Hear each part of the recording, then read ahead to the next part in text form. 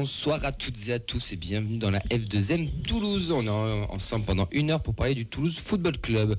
Avec moi aujourd'hui une belle petite équipe avec 2 retours qui sont là dans un retour de longue absence. Mais bon, il y a plein de petits joueurs à nous ramener de Lisbonne apparemment. Il va pouvoir nous en dire plus.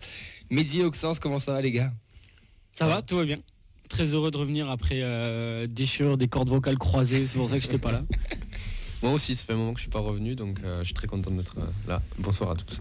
À la technique ce soir, c'est pas Mathis, c'est pas Elliot, c'est le meilleur d'entre eux, c'est Vincent. Comment il va Vincent ? Ça va super. J'adore la technique parce que tu me brosses toujours dans le sens du poil, parce qu'en fait c'est, je suis le poste clé. S'il y a pas, je suis pas là, il y a pas d'émission, donc il fallait bien qu'il y ait un Gugus qui aille. Donc derrière tu tires les pompes. J'aime bien. Ok, donc on est sur des messages, on tire à balles réelles en fait ce soir. Oh bah écoute, tu m'as fait miroiter que tu serais peut-être pas là et que je l'ai animé. Je me retrouve en réserviste directement de tribune. Là, c'est un peu le loft, c'est, je sais pas ce que c'est. Si on échange à la mi-temps. Oui. Dites-le en commentaire. Vincent, d'ailleurs, tu es en technique, tu peux nous balancer le numéro de Radio Occitanie, parce que je pense que les gens vont vouloir peut-être rappeler, et s'ils veulent appeler, qu'ils n'hésitent pas. Ouais, ça c'est un coup bas parce que j'ai pas préparé. Donc on n'est pas sur. C'est marqué sur la feuille, regarde. Donne pas le tien pour récupérer des dates. Hein. Alors, coucou Laura. Alors 05 61 80 40 40 pour nous appeler. Je vous répondrai si vous êtes gentil. Voilà. Messieurs, au programme de cette émission, on va parler du Toulouse Football Club parce que ça n'a pas changé, Mehdi, tu vois. On parle de Toulouse ici. Je suis pas venu pour ça, je repars.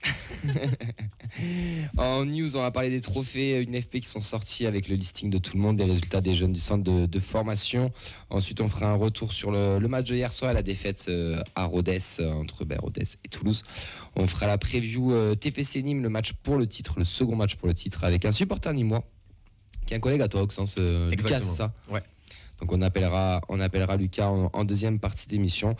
Voilà, messieurs, est-ce que vous êtes prêts pour démarrer cette énième émission ? 153. Merci. Quel objectif avez-vous défini ? Le maintien dans les 2 premières places. Dites-moi pas que c'est pas vrai. On va enchaîner du coup cette émission. On va continuer cette émission avec la petite news des trophées qui sont tombés, Mehdi, et c'est toi qui nous a parlé de ça tout à l'heure. Tout à l'heure, il y a à peu près 2 minutes 30, juste avant l'émission, on a vu que c'était tombé. Donc, qui a été nominé ? Je remercie ce foot Jean Sureda d'ailleurs qui nous envoie ça rapidement sur certains groupes, notre ami Sochalien. Du coup, Montagnier pour le meilleur entraîneur avec Daf, Loré, Pantaloni et Tolo. Ensuite, on a Maxime Dupé pour le trophée de meilleur gardien avec Demarconnet, Fofana, Duhavre, Léon et Leroy.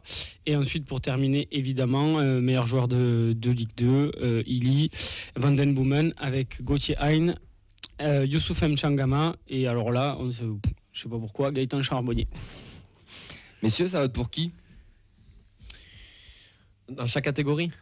Ouais, si tu veux. Bon, allez, pour le meilleur entraîneur, je pense que Montagnier le mérite.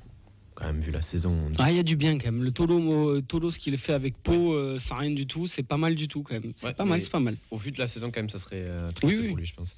Après, meilleur gardien, j'ai un peu plus de doutes parce que je pense que Leroy a pas mal de chance quand même. Parce que meilleure défense de Ligue 2, et puis il a fait quand même une grosse saison apparemment, donc j'ai un peu plus de doutes là-dessus. Et meilleur joueur, bon, là, il n'y a pas de suspense, c'est Branco 100 fois. Branco Charbonnier, c'est ça ? Ouais, exactement. Vincent ? Meilleur entraîneur Pablo Coria, meilleur joueur je sais pas encore. Je vais voir les consignes de vote. Peut-être Thibaut Giresse, tiens. Adji ou Pedretti, voire Roten, je sais pas. Il a été d'ailleurs Roten, je dis pas de conneries. Oui, avec Bastia. Ouais. Branco, meilleur joueur de Ligue 2, je pense que ça reste une évidence. Ou peut-être Risp le coiffer sur le poteau ? Non, je pense pas. Parce que là, comment dépasser Van den Boomen après ce qu'il vient de faire ? C'est irréel, donc ça serait pas logique. Messi était Ballon d'Or cette année. Donc. Oh là là. Non, mais je pense pas. Je pense que tout le monde est unanime partout en Ligue 2 pour dire que c'est Van den Boomen cette année qui sera meilleur joueur de Ligue 2. Bon, bah allez, n'hésitez pas à nous dire en commentaire pour vous qui. Mais j'ai peur qu'on en ait qu'un sur 3, moi. Que Van den Boomen ? Que Van den Boomen. Tu mettrais qui du coup en gardien ? Mais moi je mettrais Dupé. Et tu pars. Contrairement après, comme il dit, tu récompenses la meilleure défense, donc il mettrait Leroy. Il y a Prévost d'ailleurs qui est même pas cité, qui est un très bon gardien aussi à Sochaux, qui pourrait y être, mais intrinsèquement le meilleur gardien de Ligue 2, à mon sens, c'est Maxime Dupé. Et même, voilà, il fait une très bonne saison. Mais le fait qu'on soit une équipe ultra offensive l'aide pas beaucoup pour pour ce trophée-là. Et après, Montagnier. Oui, pourquoi pas, mais comme il considère qu'on avait l'Armada et l'équipe pour monter, je sais pas. Alors, on avait l'Armada, mais l'année dernière, on avait l'Armada aussi, et on n'a pas su mettre les ingrédients non plus, tu vois. Faut aussi savoir bien gérer la sauce, quoi. Ouais, j'ai beaucoup de mal, moi, ce genre de trophée, quand même. C'est quand même très compliqué, parce qu'au final, c'est une récompense individuelle, mais forcément, tu as des joueurs, peut-être footballistiquement parlant, sont aussi bons chez le 20e, mais au final, on les voit pas parce qu'ils sont bas de tableau et qu'ils n'ont pas la même visibilité. C'est aussi les bankable, quoi. Je vois pas. On voit le président FSGT qui récompense juste les joueurs qui viennent de la buvette. J'ai 20 médailles, merci pour la participation, qui sont en réserve, hein, ça peut dépanner. Hein. Allez, on va enchaîner avec les résultats des jeunes. Vincent, si tu as des commentaires, juste peut-être des gens. Pour Bernard qui nous dit sur le Facebook Live, Van Boomen, il n'y a pas match pour le titre de meilleur joueur. Allez, il n'y a pas de match. Mehdi, je vais te laisser encore enchaîner parce que tu as les résultats du centre de formation de la réserve. Il est où, Nathan ? Et ben Nathan, il est en panne. Il est en panne et du coup, il n'a pas pu venir ce soir, mais on l'embrasse bien sûr. Si vous le voyez près de la 64 au niveau entre Carbone et Caser, surtout arrêtez-vous, il a besoin d'aide. Pour la petite vanne, ça roulait pas très bien. On l'embrasse bien sûr et on le retrouvera samedi au Stadium. N'hésitez pas à lui faire un petit bisou. En porte 10B, 12B. Ouais, par là, chez les riches, mais en bas. Allez Mehdi, les résultats. Ouais, donc on va commencer par les U17 qui ont battu Veden 4-1 avec des buts de Saka, un doublé de Ruben Bellianjou et un but de Biacolo, voilà, avec une équipe un peu mixte avec quelques U16 puisque quelques U17 étaient montés aussi avec les 19. C'était un peu le week-end, il y avait pas mal de comment dire ça, de surclassement. Oui, de surclassement. Ouais, de surclassement. Donc voilà, donc à une journée de la fin, parce que c'est déjà la fin des championnats, ils sont sûrs d'être premiers, puisque à une journée de la fin, ils ont 8 points d'avance sur Bordeaux. Il restera un match de championnat à Nîmes le 15 mai. Mais normalement, il me semble qu'en U17 nationaux, les phases finales, donc ils sont qualifiés pour les playoffs. Ouais. Voilà, ils sont qualifiés pour les phases finales, ils sont assurés de les faire. Donc pourquoi pas aller chercher un petit titre national, parce que la génération est plutôt sympathique et bon, elle est vendue comme très bonne, donc pourquoi pas aller chercher quelque chose, quoi. Tu les as eu plusieurs fois toi cette année, non ? Ouais. Alors après, il y a beaucoup de rotation entre ceux qui montent avec les U19 et voilà, ceux qui montent avec les U19 et certains week-ends, il faut un petit peu tourner contre des adversaires un petit peu plus faibles. Je les ai vus un petit peu au compte-gouttes. Par contre, quand ils ont été ensemble, c'est ultra solide. Les deux fois où je les ai vus là contre Montpellier, le deuxième m'échappe, où il y avait tout le monde. C'est vraiment du très très solide et il y a pratiquement pas de trou, il n'y a aucun trou d'ailleurs dans cette équipe-là, il n'y a que des bons joueurs et bon, il y a quelques gamins évidemment au-dessus, mais c'est vraiment très très homogène. Après, un titre, même en U17, ça reste un titre et il faut aller le chercher. Hein. Et comme tu l'as très bien dit, c'est une génération sur laquelle on donne beaucoup de potentiel, on en parle beaucoup, donc il faut valider aussi par ça et c'est d'avoir ça. Maouissa, Lamadi, tout ça, non, il y a de super joueurs qui jouent déjà régulièrement en U19 alors qu'ils ont... C'est bon signe aussi ça. C'est bon signe qu'ils bien sûr qu'ils ont le niveau et c'est que ça va arriver. Après malheureusement il y aura peut-être pas 10 joueurs qui vont percer, il y en aura peut-être que 2 voire 3. Donc ça sera déjà bien. Et ça sera déjà bien. Ouais, et d'ailleurs du coup il y en avait plusieurs qui étaient en U19 et je pense qu'on aurait pu jouer tous les 4 en marchant aussi avec eux apparemment puisqu'ils ont gagné 12-0 contre les Corses, je crois que c'est les copains de Nathan, il aime bien les pieds d'Ilota. Tu le dis très mal d'ailleurs. Ah bon, comment il t'est pas appliqué. Allez vas-y Vincent, dis-moi comment. À la Corse. Ah non, moi je sais pas, ça je prendrai pas le risque. Nathan, ça y est que Nathan. Nathan, appelle-nous juste pour ça. Ouais, donc ils ont gagné 12-0 avec j'ai noté 5 U17 dans l'équipe, un triplé de Giacomo Pérez, un doublé de Djouma qui est un U17, un doublé de Propuech, un doublé d'Enjo, un doublé d'Abran et un but de Camara qui lui aussi est U17. Donc des doublés, des triplés, ça s'est fait plaisir face au dernier du classement qui a que des défaites et qui prend des pilules tous les week-ends. Voilà, donc à une journée aussi de la fin, eux par contre il n'y aura pas de phase finale ils finiront 2e ou 3e à une journée de la fin parce qu'ils ont le Saint-Etienne qui a 2 points derrière et après Monaco est à 7 points devant, donc ils sont 2e. Voilà, donc une saison pas si mal que ça, même si ça arrive que nos équipes aillent jouer les playoffs aussi en U19. Donc voilà, tu finis 2e derrière Monaco. Il y a quelques bons joueurs aussi, même si c'est dans l'ensemble peut-être un peu moins bon que la génération en dessous, mais il y a quand même de très bons joueurs dans cette génération-là. Tu finis pas deuxième de 19 nationaux pour rien non plus. Sachant que tu n'as pas joué avec ton gardien toute la saison aussi. Parce que Guillaume Rest a joué. Guillaume Rest c'est un U17. Donc il aurait même dû jouer avec les U17. J'ai rien dit, alors. Donc il a alterné lui entre les 19 et il a fait 1 ou 2 matchs avec les U17, mais ouais. U19 N3. Ouais. C'est ça. Exactement. Non mais c'est un U17. Hein. On dirait Vincent ou SNT, il joue partout. Surtout à la buvette. Donc, surtout au volley, ouais. Et le reste quand même, je pense qu'ils vont le jouer à fond. Le dernier match, c'est le 15 mai, c'est Monaco. Donc c'est le choc, le premier contre le deuxième. Du coup la N3 a récupéré pas mal de U19 pour le match de ce week-end. Il y avait très peu de joueurs pros. Alors il y avait Shaibi, Immer, Cerbère. Je sais pas si on peut considérer. Alors ils sont en contrat professionnel, mais ils ont des contrats. C'est des joueurs de l'équipe 2. Et voilà, ce qu'on avait vu les derniers temps où il y avait les Skita, Bangré, Fleming, etc. C'était moins le cas sur ce match-là. Ils se sont quand même posés 2-0 face à Aigues-Mortes, qui est 4 ou 5e si je dis pas de bêtises. Donc voilà, donc c'est plutôt très bien. Et voilà, donc ils sont pratiquement sauvés maintenant, alors qu'on s'inquiétait un peu en première partie de saison parce que le championnat est tellement homogène que voilà. Et puis là ils ont enchaîné, je crois que c'est la 3 ou 4e d'affilée victoire, donc ils se sortent un peu de ça, et puis ils vont même peut-être finir même sur le podium. C'est un peu mais c'est un peu en trompe-l'œil parce que franchement il y a tellement de différence entre les deux premiers et le reste que bon voilà. Mais après ça sera très bien et ça sera très bien. Et pourquoi pas à terme, même si ça devient de plus en plus compliqué, je trouve, pour les réserves, pourquoi pas à terme monter à N2, même si bon, c'est vraiment compliqué quand tu es une réserve à N2. Il y a de moins en moins de clubs qui l'ont. Voilà. Et juste dans cette équipe-là, donc il y avait un U19 qui est monté, c'est Eddy Zuliani, que moi je trouve très bon. Alors apparemment, je crois qu'il est en fin de contrat aspirant, si je ne dis pas de bêtises, je ne sais pas si on le gardera, mais une énergie folle sur le côté, une belle technique, et franchement, moi les 2-3 fois que je l'ai vu jouer, coup de cœur. Et dis-moi. Non, c'était une question de Fred, mais si tu voulais terminer, c'était juste ce que tu pensais. Non, j'allais juste dire que voilà, ils étaient sauvés 12 points d'avance et le prochain match, c'est face au leader à Alès le 14 mai. Voilà, Alès qui peut valider la montée justement sur ce match-là. Exactement. D'ailleurs, Versailles est monté. Oui, effectivement. Ça n'a rien à voir, mais je balance ça comme ça. Laval aussi est monté. Bon, bref. Oui, mais Versailles les a affrontés et puis on avait eu leur directeur. De sportif et chargé de recrutement. Chargé de recrutement et bravo à eux. Ouais, c'était très sympathique en plus, donc bravo. Petite question de Fred, du coup, qu'est-ce que tu penses, Mehdi, de Shaibi ? Alors, je vais pas me prononcer beaucoup parce que moi je l'ai vu jouer qu'une fois lui. Parce que je suis allé très peu de fois voir la N3 parce que la N3 joue pas au stadium. Moi j'habite tout loin du stadium, donc j'ai vu les 17, les 19. Donc Fares Shaibi, moi la fois où je l'ai vu, je trouvais qu'il était très bon. Après, sans plus, je peux pas juger un joueur sur un match, c'est compliqué. C'est un bon joueur de N3. Pour l'avoir eu 2 fois, pas plus. Oui, mais il a 19-20 ans après. Bon, si tu peux passer un cap. Pour le moment, c'est un bon joueur de N3. Ouais. Voilà, après, ça va évoluer, on verra. Mais Keben m'a fait plus de meilleure impression, par exemple, tu vois, à titre comparatif. Après, on verra. Sans la N3, je trouve ces matchs de réserve, c'est des matchs un peu bâtards. Parce que tu as des mecs qui peuvent être pas forcément bons et être meilleurs, on va dire, avec même les pros. C'est pas la même manière de jouer aussi, tu vois. Donc, à voir. Messieurs, on va enchaîner.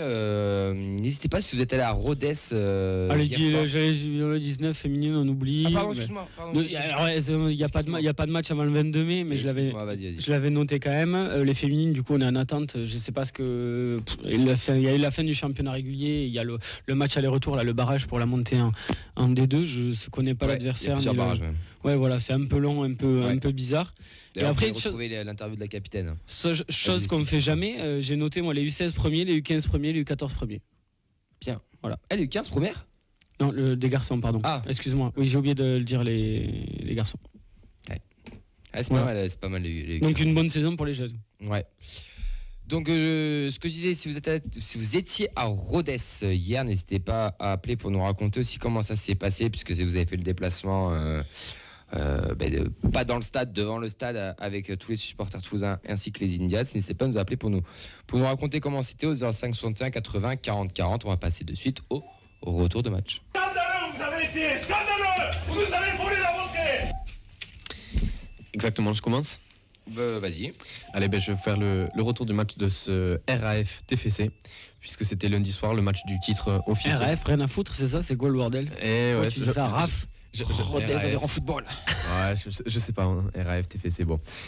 C'était le match pour la 36e journée avec une compo en 4-3-3, pardon. Deux surprises avec Diakité et Jeanro titulaires. Donc on avait Dupé au cage, Diakité, Nicolas Senro, Dessler, Spearings, Vandenboomen, Jeanro et une attaque avec Ratao, Onayou et Ngoumou. Il est étant blessé jusqu'à la fin de la saison. Voilà pour la compo. Je commence avec le film du match. Vas-y. On attaque de suite. Bon. Pardon.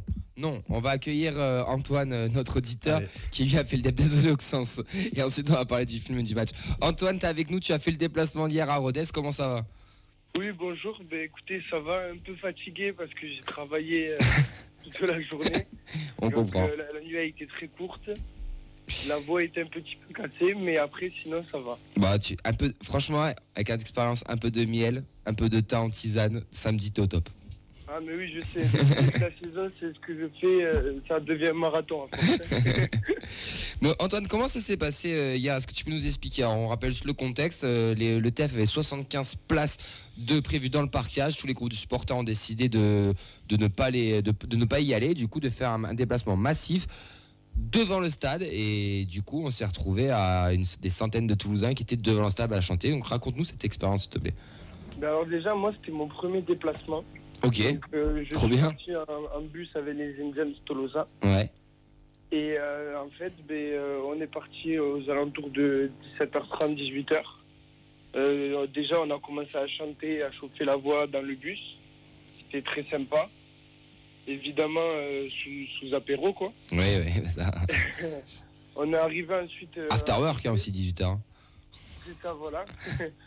Ensuite, on est arrivé à Rodez. On a commencé à faire un cortège pour aller jusque devant le stade. Ouais. Avec donc tous les supporters. Et là, en fait, c'était assez sympa parce que donc au cortège, au début, il n'y avait que ceux qui étaient en bus. Et puis après, tous ceux qui sont arrivés par propre moyen nous ont rejoints. Et c'est là qu'on s'est rendu compte vraiment qu'il y avait du monde et qu'on allait passer une super soirée, quoi qu'il en soit. T'estimes à combien le nombre de Toulousains qui étaient présents à Rodez hier? Honnêtement, c'est dur d'estimer. Ouais, grosso merdo. Entre 300 et 400 quand même. Il y avait pas mal de monde. Oui, il y avait pas. Ouais, bien. Il y avait deux bus pleins qui faisaient le déplacement. Ouais. Et plus tous les autres qui venaient par leurs propres moyens, quoi. Ouais, 200, 300, ouais, c'est possible. Ouais. Antoine, est-ce que tu faisais... En tout cas, suffisamment pour donner de la voix et retrouver une ambiance sympa. Antoine, petite question, est-ce que tu faisais partie du groupe caché dans le chantier avec les Firo derrière? Exactement. Ouais. Mais en fait, le groupe, c'était tout le monde, quoi.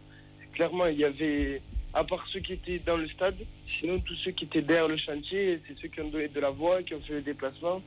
On était tous ici. Et tout le match, il y a eu des fumigènes, des feux d'artifice. Non, franchement, c'était quelque chose. Je ne m'attendais pas à autant de...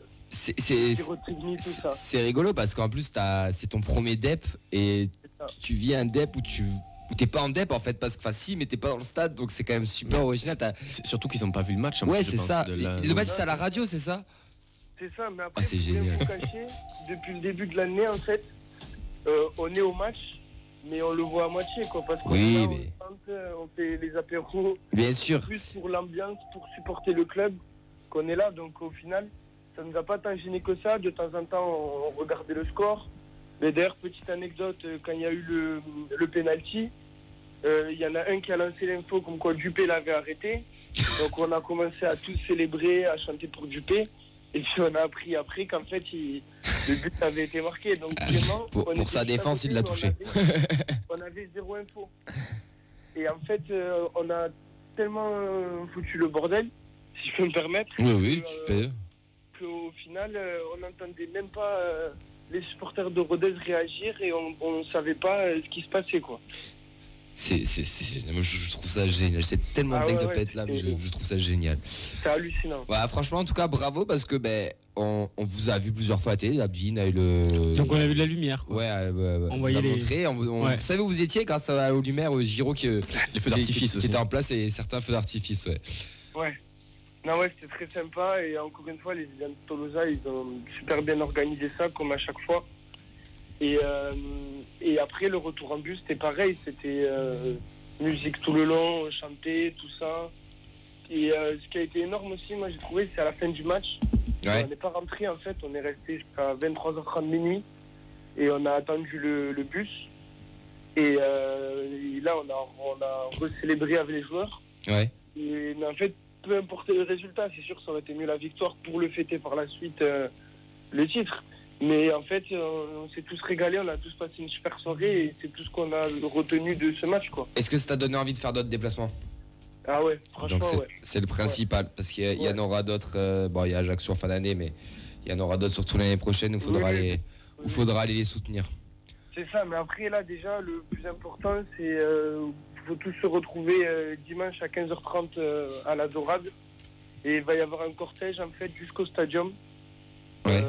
Pour donc justement comme on a fait la Rodez avec tout le monde. Et par la suite, il y aura l'accueil du bus, tout ça. Samedi donc, du coup. Non, je pense voilà, que c'est samedi. Samedi ouais. pour le match. Voilà pour le match qui est ensuite à 19h. Ça va envoyer de toute manière samedi aussi, dimanche aussi avec la célébration, parce que je pense qu'il y aura quand même le titre au bout. En tout cas, Antoine, on va te remercier, on va te laisser, qu'il y en a d'autres qui vont sûrement vouloir appeler, mais merci de nous avoir appelé, de nous avoir raconté tout ça. C'était top, on a l'impression d'y être. En tout cas, bravo à toi et bravo à tous ceux qui ont fait le déplacement hier, parce que l'initiative était quand même vraiment chouette. Et on félicite encore tous les groupes de supporters aussi de ne pas avoir privilégié tout le monde. Mais bon, ça, personnellement, ça ne m'étonne pas du tout. Et même si je peux ajouter un truc, dis-nous. Parmi les places qui ont été vendues justement aux supporters du TFC, là, un peu au dernier moment, les Indians se sont arrangés pour en acheter pour que le parcage reste vide. Et ça, c'est ça qui est bon. Ouais. C'est ça qui est bon. Mais en tout cas, merci Antoine. Tu sais quoi, on se voit samedi dans le virage pour reperdre la voix. Exactement, j'y serai. Ça marche. Bonne soirée, merci à toi. Merci à vous aussi. Ciao Antoine. Antoine, Auxence, ça commence par le A, mais c'était pas la même chose. Auxence, après tout ça, parle-nous du sportif. Film du match, ouais. Exactement, dis-nous un peu ce qui s'est passé rapidement et après on va essayer de réagir sur tout ça. N'hésitez pas à nous appeler si vous avez vu le match et si vous voulez réagir avec nous. Bon, pour la première mi-temps, c'est assez rapide. Une première mi-temps avec des gardiens très sollicités. Dembélé pour Rodez se montre dangereux par 2 fois avec une occasion à la 3e et une autre à la 42e. Et côté TEF, c'est Jean Rau à la 29e et Ado qui font briller Mpassi, qui lui a été auteur d'un très gros match, pour ne pas dire qu'il était en état de grâce. Ouais. Donc c'est surtout une possession stérile pour le TEF, à la mi-temps 0-0, très belle résistance de Rodez. Donc pas grand-chose à dire sur cette première mi-temps, si ce n'est que voilà, les gardiens ont brillé. Je sais pas ce que vous en avez pensé, mais... C'était pas génial. Hein. Pour rien vous cacher, on a beaucoup discuté avec l'ami, on s'est rendu compte qu'on s'ennuyait un peu devant cette première mi-temps. Du coup, on discutait, on parlait, et voilà, ça nous a un peu...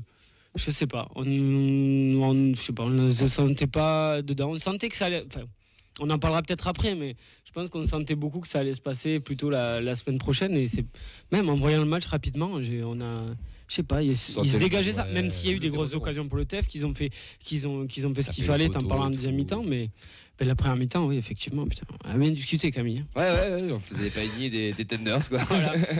Non, c'était un peu soporifique. Le milieu est capable de se faire des passes, de ronronner, et là, c'est arrivé, quoi. On est tombé dans une espèce de faux rythme, et comme ça peut nous arriver parfois sur des mi-temps. On joue souvent seulement des mi-temps à 100%, ça nous arrive assez souvent. Est-ce que tu as pris plus de plaisir avec le premier mi-temps du TFC ou avec le faux des Mansaré blanc que tu as vu 1 heure avant? Que dire du faux des Mansaré blanc ou du Olivier Blondel à une main aussi, ça, je sais pas.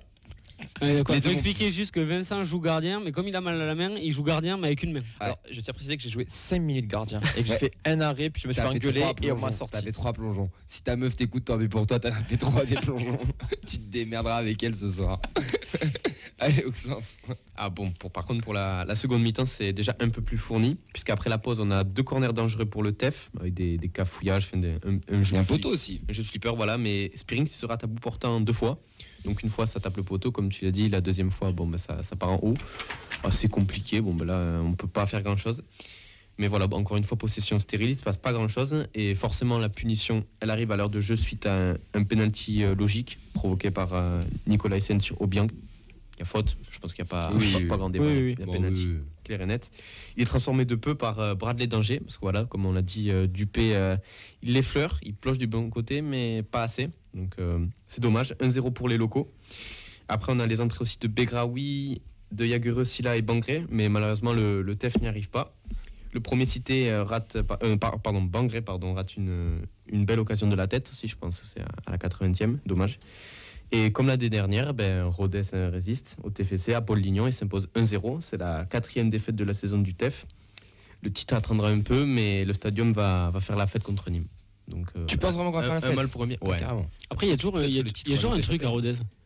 Entre là, le stade en travaux, les Indians qui font le DEP, et l'année dernière, c'était pas du foot, c'était le match avec le vent. Ouais.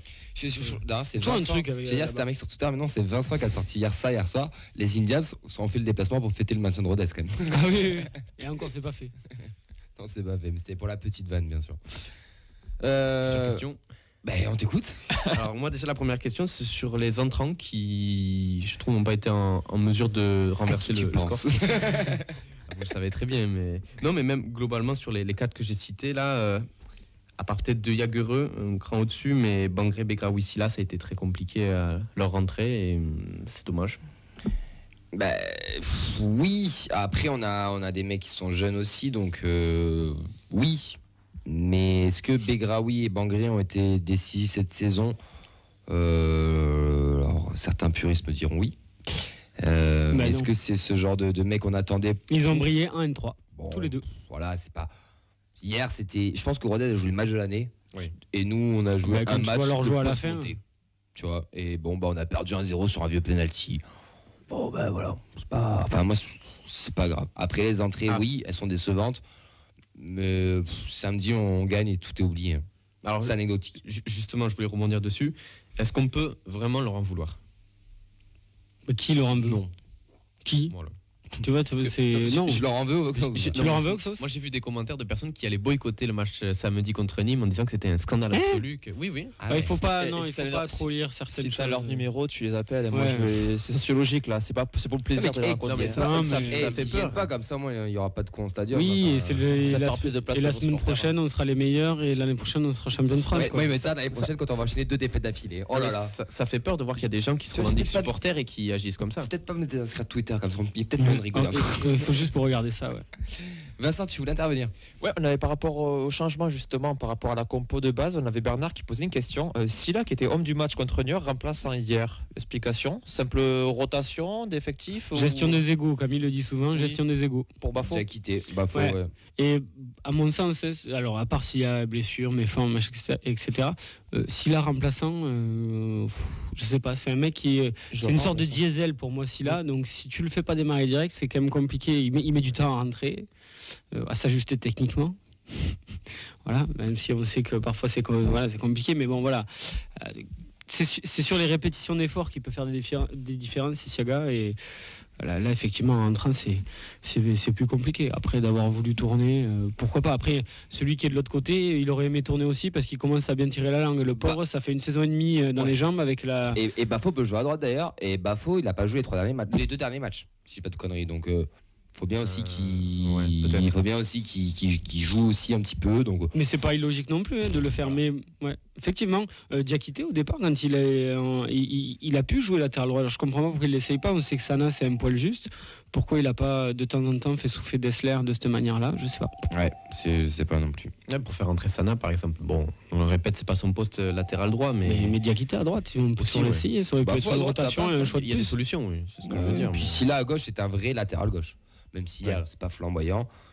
Contrairement à Diakité, c'est un vrai latéral gauche. Ouais. Une autre question, peut-être, comment expliquer cette défaite contre Rodez? Pourquoi, quelle raison? J'ai noté manque de fraîcheur, la tête ailleurs, match arrangé. Ouais. Sûr. Moi, je pense qu'on a mis un chèque, c'est sûr et certain. Le TFC arrangé. Non, je déconne. Enfin, je sais pas, Mehdi, relâchement, non? Enfin, t'es monté, t'as fait un peu la fête. Mais c'est normal. Voilà, c'est un relâchement inconscient. Est-ce que vous vous rappelez des images du lundi 25 avril? Bon, il faut arriver à redescendre de ça et c'est vraiment pas simple.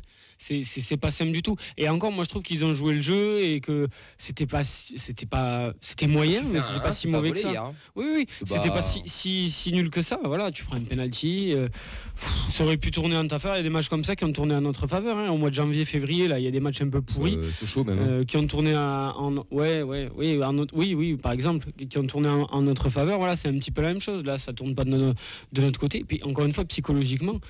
Ce qui s'est passé lundi dernier, il faut pouvoir en redescendre, c'est pas simple. Peut-être qu'il faut un poil plus de digestion. Si par contre, face à Nîmes, c'est plus compliqué, là, effectivement, ça voudrait dire qu'il y a un petit souci. Mais que sur le match d'après, tu sois pas redescendu, c'est totalement humain. Et la fête, je pense qu'ils l'ont fait aussi après. C'est un mec qui joue son maintien, donc il y a une équipe qui a les crocs, qui a les dents aussi. Oui, c'est sûr. Oui, ça joue. C'est sûr que c'est pas le même adversaire que New York qui n'avait plus rien à faire, quoi. Ou que Nîmes samedi. Voilà. Deux petites questions que j'ai d'Amaury et de Fred. On a Fred d'abord qui demande pourquoi ne pas avoir aligné face à 3 hier sur ce match-là. Et on a aussi Amaury, est-ce que Montagnier n'aurait pas dû faire tourner l'effectif histoire de faire jouer des gars qui ont la dalle? Ouais. Moi j'avais mis Flemings. Vous allez rigoler un peu, mais moi j'étais quand même déçu de pas l'avoir vu. D'ailleurs, Flemings, il faudra rapidement voir. Moi je l'ai vu jouer 20 minutes. Sur la façon dont il court, un jour il faudra faire une analyse. Pourquoi? Il court un peu en canard, vous savez, un truc comme ça. Ouais, il a les jambes un peu. Il court assez bizarrement. Bon, bref, on y reviendra. Juste sur la défense à 3, on n'y a jamais joué comme ça, donc pourquoi maintenant, je sais pas. De midi. C'est une journée, tu prends un petit risque, Rodez, je sais pas. Ouais.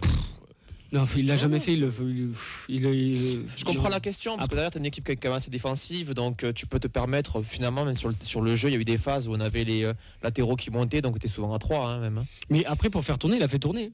Au final, oui, c'est Jean Roy à la place de Jaegerus, c'est une rotation. Diakité à la place de Silas, c'est une rotation. Il n'en a pas fait beaucoup plus. On fait toute la fin de saison à 14 joueurs. Oui, parce que là, il n'y a pas Ili, donc il y avait Ado aussi qui rentrait en jeu. Ou enfin voilà, il y a des rotations devant. Niveau pour jouer.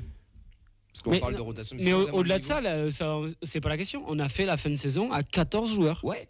Mais si on le fait pas à plus, c'est peut-être que ces mecs n'ont pas le niveau pour entrer dans cette rotation ou le physique prétendre à être titulaire. Puis il y a des rotations certaines fois. Bangré, il n'était pas forcément dans le groupe. C'était Skita les deux derniers matchs, si je dis pas de bêtises. Non, Skita, ils alternent un peu. Ouais. Si, Skita, il est rentré. Ça tourne, il vient pas. Oui, c'est ça. Ils alternent un peu les deux. Begraoui aussi de temps à autre. Des fois, il redescend avec la N3. Il y a une période là un peu moins. C'est vrai qu'il est plus dans le groupe. Donc voilà, il fait surtout les rotations sur le banc, Montagnier de toute façon. Là, on a fait la fin de saison à 14 joueurs. Ouais, bon, après, est-ce que c'est. Je sais pas. C'est bien, c'est mal. Il fera tourner contre l'action. Inch'Allah. Je te demandais si j'appelais le. Pardon. Oui, vas-y. Du coup, on va appeler un supporter qui t'a Rodez encore hier, c'est ça? J'ai pas de ta question. C'est quelqu'un qui t'a Rodez hier. Oui, qui a fait le déplacement, ouais. Ok, donc on va revoir. C'est Yann, je le rappelle. Ok. J'y étais pas. Bon, c'est pas grave. Auxence. Est-ce qu'on a répondu à tes questions? Est-ce que tu en as d'autres? Ouais, moi j'avais un petit point sur les supporters quand même. Bon, on en a longuement parlé avec le précédent supporter, mais faire le déplacement pour rester dans un chantier pendant 2 heures, je trouve ça formidable. C'est génial. Hein. Ah ouais, ça c'est vraiment la vraie passion, quoi. C'est comme si tu venais dans un stade, que tu te mettais un bandana sur la tête et que tu pouvais pas voir le match, mais que tu étais quand même là à chanter comme un fou furieux, et c'est ça qui est magnifique, quoi. C'est la ferveur, c'est ça qui est beau, c'est pour ça qu'on aime nos Indians Tolosa aussi, c'est pour ça qu'on est très fiers de les avoir à Toulouse, et croyez-moi qu'ils sont en train de préparer de très belles choses aussi pour ce week-end. Et on a notre invité, je n'ai pas son prénom, Vincent, tu m'as pas dit son prénom. C'est Yann. C'est Yann? Oui. Eh ben Yann, bienvenue à toi et merci d'être avec nous, comment tu vas? Salut les gars, ça va super et vous? Ah bah vu la voix que t'as, c'est sur toi t'étais du déplacement hier. Ouais. Bien. Comment ça s'est passé? Oh, c'était énorme. Ouais. T'avais déjà fait d'autres déplacements avant ou c'était ton premier? Non, j'en ai déjà fait. J'avais fait le plus gros, c'était Angers. Ouais. Angers. Moi, j'y mets. Comment tu jauges ce déplacement du coup? Parce que Auxence, juste avant qu'on te reçoive, c'est ce qu'il nous disait. C'est quand même fou de se déplacer, sachant qu'on va pas voir le match, qu'on va juste venir chanter. Alors nous on comprend, il y a pas de souci, mais peut-être que certains ils peuvent ne pas comprendre. Comment tu leur expliques à ces gens-là qui ne pourraient ne pas comprendre? Franchement, le seul truc que je peux leur dire, c'est qu'ils viennent et qu'ils voient par eux-mêmes, parce que on peut pas l'expliquer en fait. Ouais. Et c'est juste parce qu'on aime le club, c'est tout. Ah bah ça.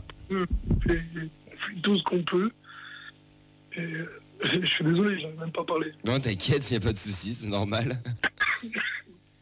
Je préfère entendre ça, ça veut dire que t'as fait ton job hier. Il y a un sale virus dans l'Aveyron. Il nous a même mis mal à la tête. Encore mal. Bon. Vous êtes rentré à quelle heure pour avoir une idée d'ailleurs?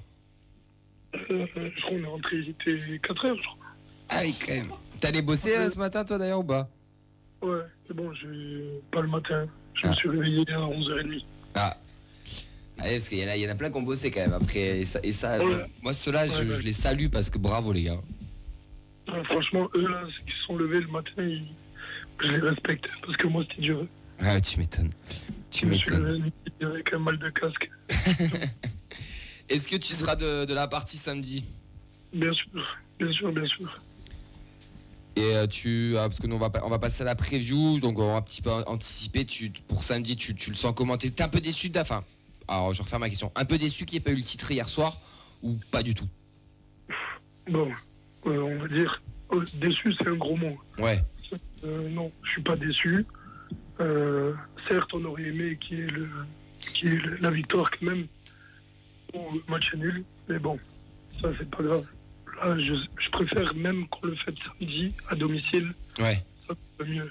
Pour moi, je trouve que ça sera mieux parce que je sais qu'on va le fêter samedi. Ah bah ça, c'est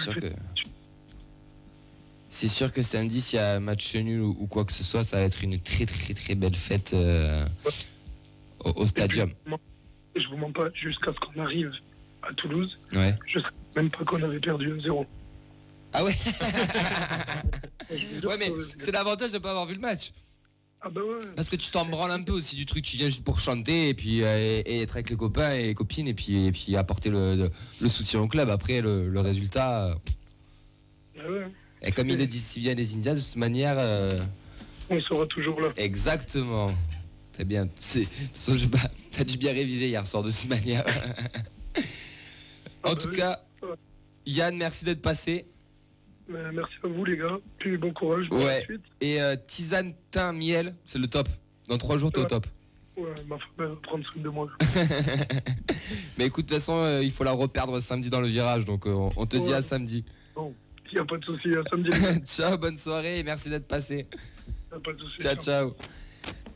Et, alors là, moi les gars, deux mecs on la va péter, c'est les mecs qui ont fait le job. Ça c'est parfait. C'est bravo les gars et bravo à tous. On en a eu que 2 sur les 200 ou 300 ou 400 supporters qui étaient présents, mais bravo à vous tous, bravo à tous ceux qui ont fait le DEP. C'est aussi grâce à vous qu'on a vécu une belle petite image aussi du Toulouse Football Club. On va enchaîner avec la preview. On va recevoir Lucas que Vincent est en train d'appeler. Lucas qui est un supporter nîmois, il va nous présenter son club.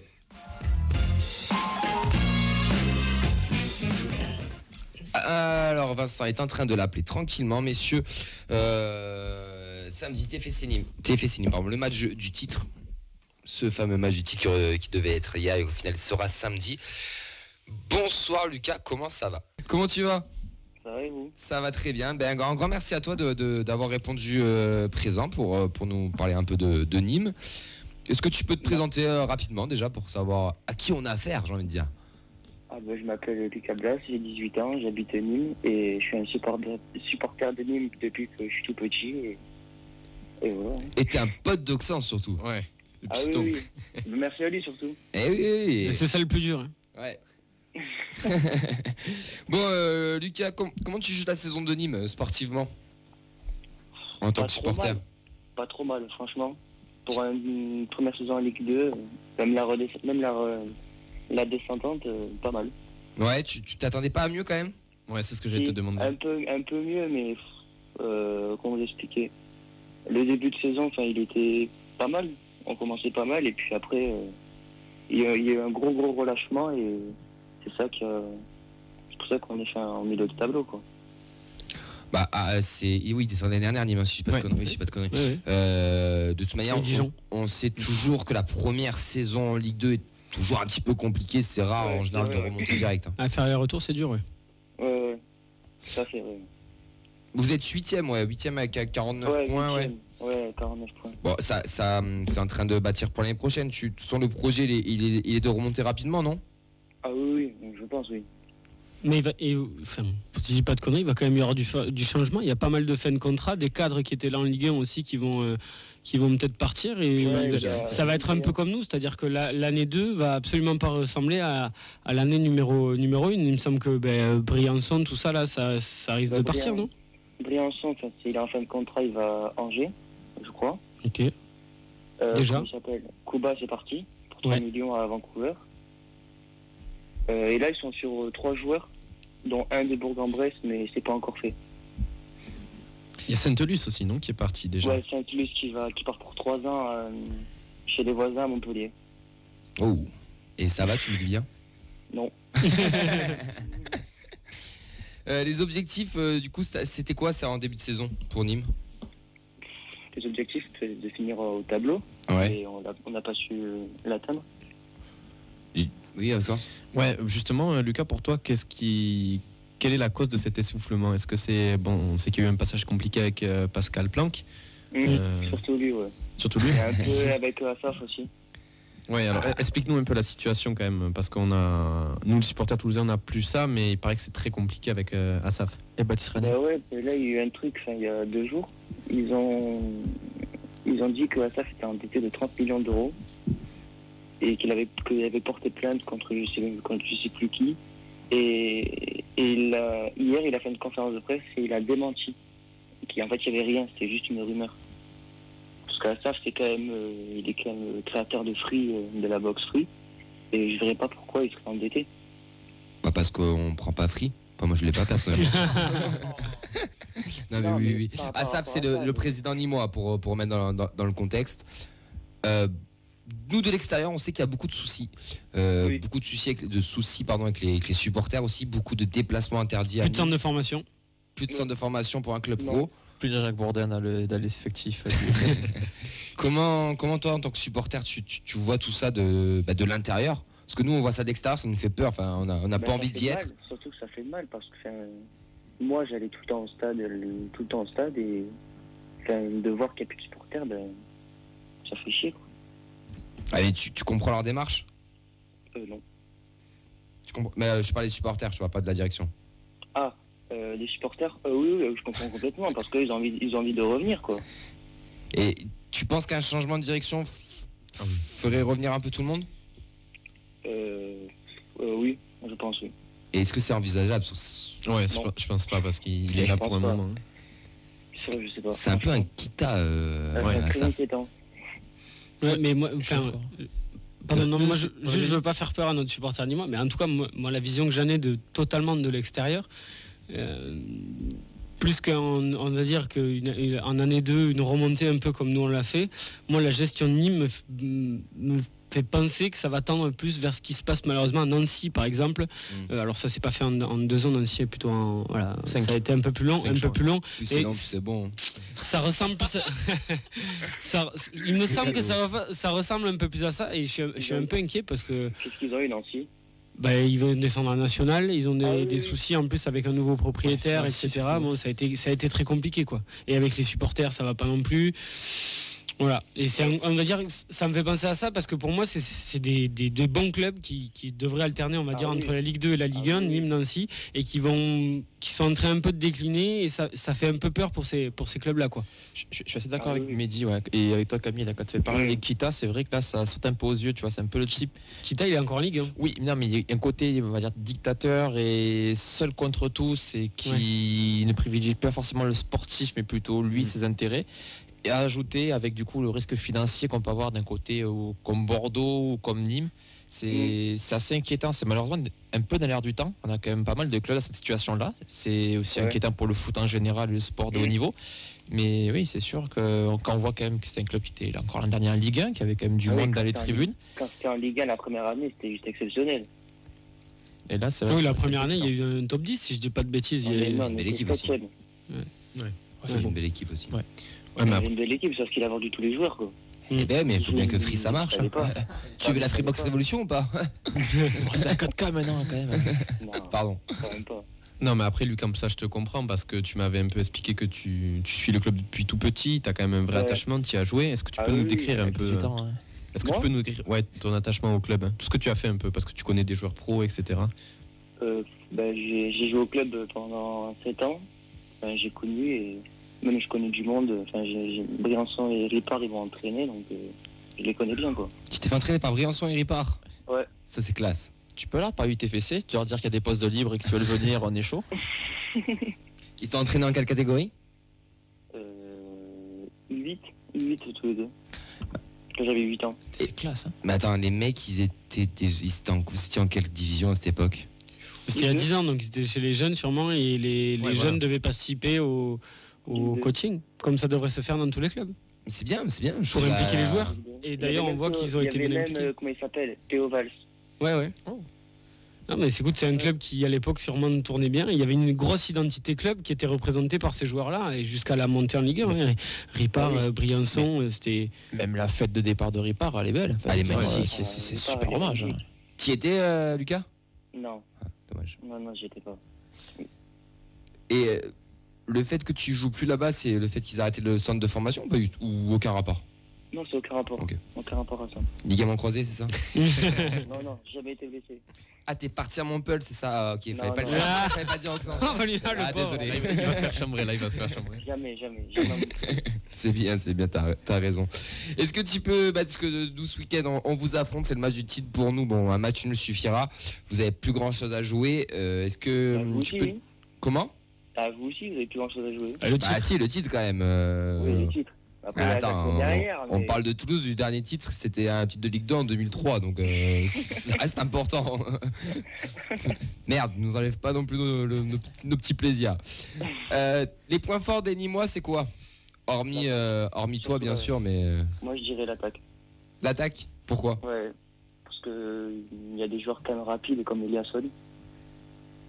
Avec aussi Ben Rao qui peut venir en ailier gauche, qui est technique, et Omarson qui il s'est juste réveillé en fin de saison, donc c'est pas mal. Et il y a Moussa Koné que je trouve très bon, qui a mis 2 buts la semaine dernière contre Nancy.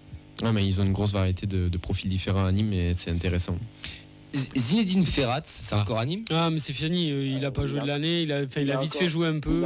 Il est encore à Nîmes, mais le problème c'est qu'il veut pas s'entraîner. C'est ça. Et il comprend rien, c'est tout. C'est une tête de... Ouais. Il voulait plus être là, il est allé un peu au brasseur. Il a joué 2-3 matchs, il me semble, en début de saison.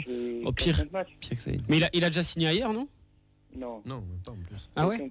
Il y avait le Glasgow Rangers qui le voulait, mais il n'y a aucun club qui le veut, parce que le mec il s'entraîne pas, quoi. Ouais, d'accord. Oh, tu sais, Zinedine Machache a retrouvé un club, elle était même à Naples, alors Ferrat... Ouais, Machache. Alors Ferrat, il va retrouver. Ouais, mais il retrouvera sûrement, mais bon. Nous, on a un petit club sympa, un petit club satellite qui s'appelle le Racing Club de Lens. Il récupère pas mal de mecs, si tu veux. Les points faibles des 10 mois. Je dirais... Me dis pas Montpellier. Hein. Non, si, Montpellier, mais il y a un peu la défense.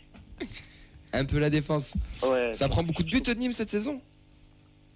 Non, mais on prend surtout des fois des buts bêtes et je trouve qu'elle est un peu lente, quoi. Mais c'est dommage parce que vous avez un très bon gardien en plus, je trouve. Brad Veit, je trouve très intéressant. Il part, lui. Ah, il part, mais... il était prêté, il était en Suède et il repart dans son pays, quoi. Ouais, mais cette saison, je l'ai trouvé très intéressant, mais j'avoue que la charnière Martinez-Ueda, elle se faisait transpercer un peu facilement. Ouais. Ah bah, c'est pas les rapides, les deux. Non, mais c'est... Ouais. Comment tu vois le TEF, toi, de l'extérieur de Nîmes? Comment t'as suivi attention, cette saison? attention. Après, je sais bien que tu suis pas forcément le club toutes les semaines, mais bon... Mais quand je suis avec Oxen, si. Ouais, bon. Oh, le pauvre. Mais chaque été, il va manger du violet maintenant. Comment tu as vécu ça? Le TFC? Ouais. J'ai vu que vous avez fait une très belle saison, quand même. Même moi, il y a un joueur qui me plaît vraiment chez vous, c'est Van Bougon. Ouais. Le mec, c'est un monstre. Ouais, je suis assez d'accord. En général, je pose la question, si tu devais nous piquer un joueur, ça serait qui? Mais là, j'ai envie de te dire, hormis Van den Boomen, tu prends qui d'autre? Comment il s'appelle? L'attaquant là. Ado, Ado, c'est trop rapide ce mec lui. je l'aime bien ce petit. C'est sûr. Je le trouve trop fort.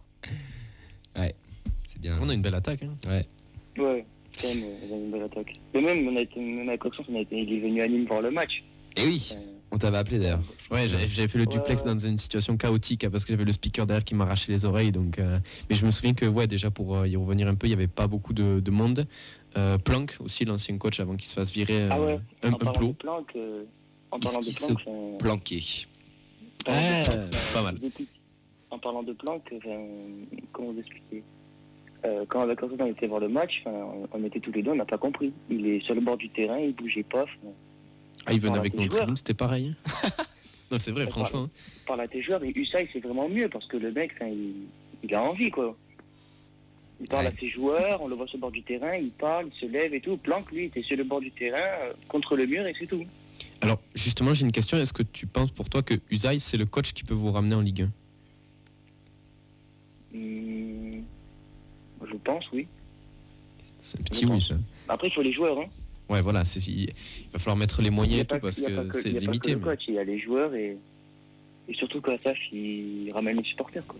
C'est un peu les supporters aussi. Ça va être compliqué, mais sportivement, il y a matière. Vincent, tu voulais ajouter quelque chose? Ouais, il y a une réaction, il y a Bernard sur Facebook Live qui demande à Lucas s'il n'y a pas Begraoui à Nîmes. Comment? Est-ce que tu veux Begraoui à Nîmes? Je te le donne. C'est qui lui? Je le connais, il a bégayé quand on va l'avoir dans le studio. Begraoui, Bah Lucas, merci en tout cas. Juste avant qu'on te laisse, ton pronostic pour samedi. Et pourquoi tous va gagner? Franchement, moi, mon avis. Vas-y. Si Nîmes se réveille quand même, je dirais nul. Ou Nîmes marque à la dernière minute. Ouais, champion. C'est bon, ça marche. Le buteur nîmois au moins. But de Koné. Allez, messieurs. Il est parti Laurent Blanc ou pas? Oui, ça fait un moment. Mehdi. Ah merde, il faut donner un pronostic là. Putain, j'avais complètement oublié ce truc là. 30 ans qui vient plus lui. Hein. Ah ouais, 6-0. Quoi? Ah bah, vous voulez la fête ou vous voulez pas la fête? Je veux la fête, mais bon. Oui, quand vous avez envahi le stade. Oui, ben voilà, on va le faire une seconde fois. Après le lendemain, le Capitole. Et voilà, moi j'étais pas là au premier, je vais être là. C'est pas ce week-end, si vous gagnez, c'est fini. Enfin, vous montez sûr. Si, c'est ça, c'est pour ça, même un match nul. Et un match nul, on est sûr d'être champion, ouais. D'accord. Ouais, c'est pour ça, donc 6-0. Alors, il faut trouver les buteurs. Doublé d'Ado, but de Bibiche. Ainsi qu'un but de Rasmus Nicolaisen qui entre parenthèses fait une très très bonne fin de saison. Ensuite un but de Begraoui, évidemment. J'espère tellement. Mais vous savez pas, j'ai envie de prier pour qu'il marque ce mec. Il y a un secret qu'on vous révélera dans 2 semaines. Ah ouais, et Ratao aussi évidemment. 6, ok. 6. Moi je vais rester plus prudent quand même, un petit 2-0, ce serait simple. Allez, Ngoumou Dessler. C'est pas toi qui nous disais hors antenne, s'il n'y a pas Lucas qui appelle, je dis que je donne 8-0 pour... Moi je vais dire 2-0, doublé Begraoui. Ça serait tellement beau. Il y a 0-0 parce qu'à 80e il rentre, il en place 2. 4-0 moi je pense. Ado, Ratao. Ça fait 5, 6. Ado, Ratao, Rouault. 8. Begraoui en 4e, j'aimerais tellement qu'il a péno ou quelque chose. Oh là là, une tarte qui marque ce mec. Si tu nous écoutes d'ailleurs, va falloir vraiment que tu t'y mettes à planter parce que il y en a un, il va trop l'ouvrir sinon. Lucas, merci à toi de nous avoir un peu mis en lumière tout le club nîmois. On te souhaite un bon match pour samedi. Ouais, merci. Allez, ciao, à bientôt. À bientôt, au revoir. Messieurs, on va enchaîner, il va nous rester quelques minutes et comme c'est le retour de Mehdi qu'on ne le voit pas souvent, eh ben on va s'amuser un petit peu parce que Vincent nous a préparé un petit quiz. Et maintenant c'est le quiz de la feuille de match. Ouais. Je sais que vous aimez beaucoup les derbies, donc je vous ai préparé un quiz spécial derby parce que je ne sais pas si vous avez remarqué le calendrier, on joue les 2 équipes d'Occitanie d'affilée. Puisqu'on a joué à Rodez et qu'on reçoit à Nîmes. Tout le monde s'en fout. T'es vraiment devenu une putain de salope de journaliste. C'est donc la fin de cette émission. Alors Là, je vous ai préparé un quiz croisé. On voit le type qui n'était pas inspiré, qui a regardé les 2 derniers matchs et c'est parti pour. T'as regardé les matchs, pas mal. Ouais, enfin, j'ai regardé les équipes. J'ai pas, faut pas abuser non plus. C'est comme dans la Ligue 2. On ne va pas baisser à ça. Tout simplement, première question, c'est de la rapidité. Quel stade est le plus proche du stadium entre Paul-Lignon et les Costières? Paul-Lignon. Non, Paul-Lignon. Ouais, Paul-Lignon. Ça fait point. Ça monte un peu comme Paul-Lignon. Ça fait point pour Mehdi. En parlant des Costières, citez-moi un vin plus dégueulasse que les Costières. Rapidité. Le Bourgogne. Le Bordeaux. Le Cahors, c'est ok pour Mehdi. Le Bordeaux, il y en a quand même des bons. Parce que le Cahors, franchement. Le Bordeaux, c'est t'as déjà vu des gens qui ont des dents à Cahors? T'as déjà vu des gens qui ont des dents à Cahors? Les mecs, t'as déjà vu des mecs qui boivent du bon vin à Bordeaux à part qu'ils payent 200 balles la bouteille? Voilà, qui payent 200 balles la bouteille. On embrasse donc Gérard Lopez, qui est le seul qui peut s'acheter une bouteille de 200 balles à Bordeaux. Ça fait 2 pour Mehdi. Troisième. Quel chic. Qu'est-ce que ça parce qu'il te suce le. Allez, hop là, je coupe donc le micro rouge de Camille Hermé. Question numéro 3. Rodez aussi bien loti. Question histoire. Citez-moi un homme célèbre qui est né à Rodez. Il y en a quelques-uns. J'ai regardé Wikipédia qui sponsorise cette émission. Alors là, à Rodez. J'ai de la politique, j'ai de l'artiste. Il est pas né là-bas. Ah ouais, non. J'ai des politique Zidane, il nous sort. J'ai cuisinier, j'ai chanteur. Philippe Céleste. Non. Lignac. Oui, Cyril. Ah oui, Lignac. effectivement. Joli petit point pour le petit Oxens. C'était quoi l'homme politique? On a Richard Ferrand, président de l'Assemblée nationale. Tout à fait. On a Gaëtan Roussel, qui est à moitié politique et à moitié chanteur. C'est 2% présidentiel. Bernard Laporte. Arrête. Oh, Bernie. Eh oui. La mafia est née à Rodez. La mafia est née à Rodez. La mafia qui a soufflé. On embrasse la F2e rugby qui. On l'embrasse. Ouais, tout là-haut, là, dans les étoiles. Un petit temps, c'est parti trop tôt. Et on a Pierre Soulages aussi. Aïe. Pierre Soulages, c'est comme les Girondins, il finit pas de crever. Enchaîne.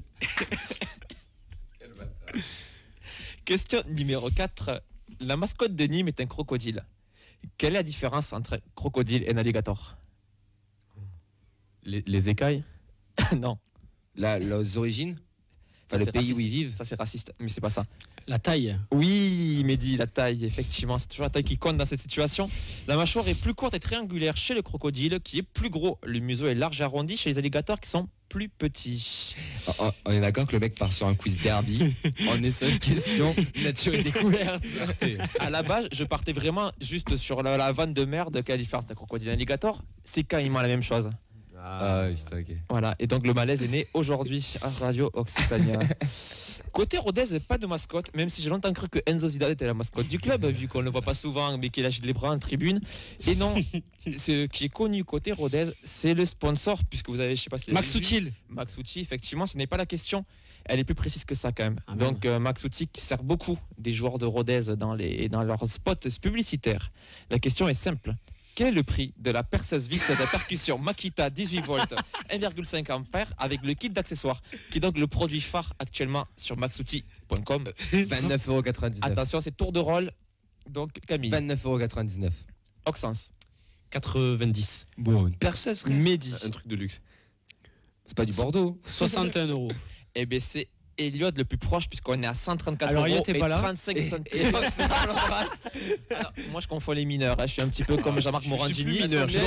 Allez, 134 euros et 35 centimes au lieu de 221,99 €. C'est une tout personne. ça pour mettre des trous, quoi. Enfin, pour percer, quoi. Okay. On embrasse Dominique Strauss-Kahn qui nous écoute. Allez, 6e et dernière question. Parce qu'il fallait quand même une question sportive. C'est Radio Occitania qui nous a demandé pour renouveler l'année prochaine. C'est le mercato, c'est vrai. Un joueur a plié le game de l'Occitanie puisqu'il a marqué contre les 2 autres équipes régionales qu'il a affrontées cette saison. Qui est Bradley Danger. Effectivement, puisqu'il a marqué contre Nîmes lors de la défaite 3-2 en avril et qu'il a marqué hier sur péno contre le TFC. Bon, Mehdi a gagné haut la main. Haut la main, merci Camille. Le queen de la feuille de match est terminé. Oh yeah. Ouais, ça fait. Il est gentil de me flatter comme ça quand je reviens. Il est gentil. Ça fait du bien de refaire des petits quiz comme ça. Très footballistique encore ce petit quiz. Juste pour terminer, Lucas, donc le supporter nîmois qui vient de passer, vient de me dire qu'il a hâte de venir voir un match au stadium. Voilà. Ah bah tu m'étonnes, vers une vraie ambiance. Non, arrête. En plus ça bouille, ça peut être bouillant. Mais ils sont pas si nombreux que ça, mais ça peut être bouillant. Ils sont un peu chauds. Ouais. Franchement, moi ça il n'y a pas d'antécédent avec Nîmes. Je suis pas sûr que ce soit. Je pense pas. Franchement, j'ai des bons souvenirs de Mbappé qui se fait découper début du match. Oui, c'est vrai. Allez messieurs, on va clôturer cette émission. Moi, juste avant qu'on termine, j'aimerais Juste la dédicacer à le petit Caleb qui est malheureusement décédé la semaine dernière dans un accident tragique. C'était un joueur à moi de ma catégorie, donc en U15. Il s'est noyé à la ramée. Il y a une cagnotte qui a été mise en ligne par le club de Cugnot. Donc voilà, moi j'embrasse toute sa famille, je leur apporte tout le soutien et je lui dédicace cette émission. Et n'hésitez pas, si vous voulez faire un don, la cagnotte est ouverte jusqu'à dimanche. Vous allez sur le Facebook ou l'Instagram du club de l'GS Cugnot et vous pouvez faire un don pour la famille pour les aider. On va enchaîner après ça. On vous donne déjà rendez-vous aussi pour samedi pour des choses beaucoup plus heureuses parce que ce sera sûrement le titre, messieurs. Un match nul suffira. On se donne tous rendez-vous devant le stadium, dans le stadium, après aussi devant le stadium pour fêter tout ça, sûrement au Capitole le lendemain. Et notre auditeur tout à l'heure a lâché quelques horaires et quelques infos. C'est pas encore officiellement sorti, donc on va pas les relayer, mais si ça commence à sortir, c'est que ça va arriver. Donc les Indians vont sûrement vous donner des rendez-vous comme ils en ont l'habitude. Sûrement un accueil de bus, peut-être un cortège. On n'a pas plus d'infos que ça, donc on va pas dire n'importe quoi. On attend que ça sorte et ils le font. Et on relayera tout ça dès qu'ils le feront. Merci Mehdi d'être revenu. On te retrouve très vite. À la saison prochaine. Pas avant ? Ouais, si, je me débrouillerai pour un petit bilan, un petit truc comme ça. Ah ouais, on sera jusqu'à fin juin. Il y a aussi, on va aller suivre les féminines aussi, on va aller suivre leur barrage. Merci Oxens, on te retrouve la semaine prochaine. Je sais pas, pour être honnête avec vous, là c'est un peu le rush final, donc ça devient de plus en plus compliqué de participer, mais dès que je peux revenir. Il est au brevet, c'est ça? Vincent, on te dit à la semaine prochaine parce que sans toi cette émission ne tourne pas, ce que j'ai bien compris. Je te ferai une léchouille après. Merci à toutes et à tous de nous avoir suivis sur le chat, à ceux qui ont appelé. On se retrouve tous samedi. N'hésitez pas d'ailleurs, si vous nous croisez samedi, à venir nous voir, à nous checker, aller boire une bière ensemble. On sera les premiers contents. Et en plus, Vincent vient d'être payé. Allez, bisous, passez une bonne soirée. À samedi ou à mardi. Ciao. Ciao.